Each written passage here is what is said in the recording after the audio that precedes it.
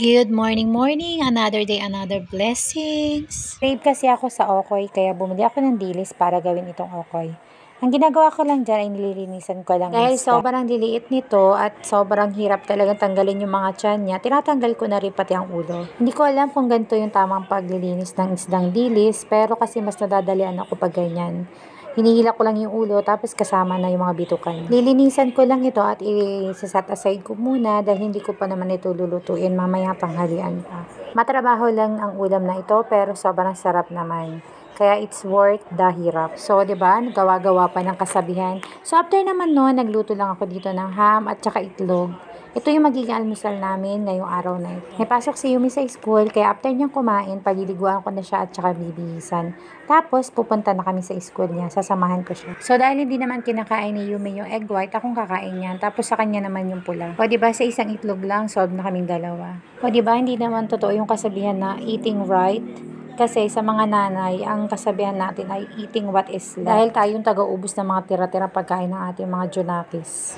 After kumain ni Yumi, pinaliguan ko na rin siya at binihisan. Inayusan ko na rin ng konti yung buhok niya. Tapos, pupunta na kami dun sa tutorial niya. Bali, hindi pa to sa school, sa kinder ha.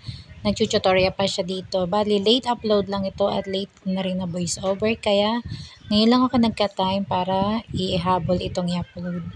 Tapos yan, yung usual na dinadaan namin paakyat. Tapos, andito na kami sa school niya. Tapos maghihintay lang siya dyan ng mga classmate niya kasi maaga kaming nakarating. And then after nun, iiwan ko na siya doon, 2 hours siya doon mag-i-stay at tuturuan siya ni teacher ulit. And then after 2 hours, ayan, binalikan ko na rin si Aling Makulit. Tapos na yung tutorial niya at uuwi na kami. Pagdating sa bahay, Nagluluto naman ako ng aming pananghalian. Since nalinis ko na isda kanina, ito nagpe-prepare na lang ako na ilalagay ko sa isda para gawin tong okoy. Hiniwa ko lamang na maliliit dyan, yung bawang at sibuyas.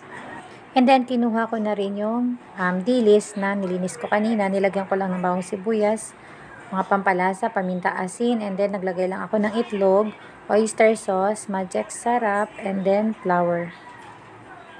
And then, halo-halo ko lang mabuti para mag-incorporate lahat ng ingredients na nilagay ko.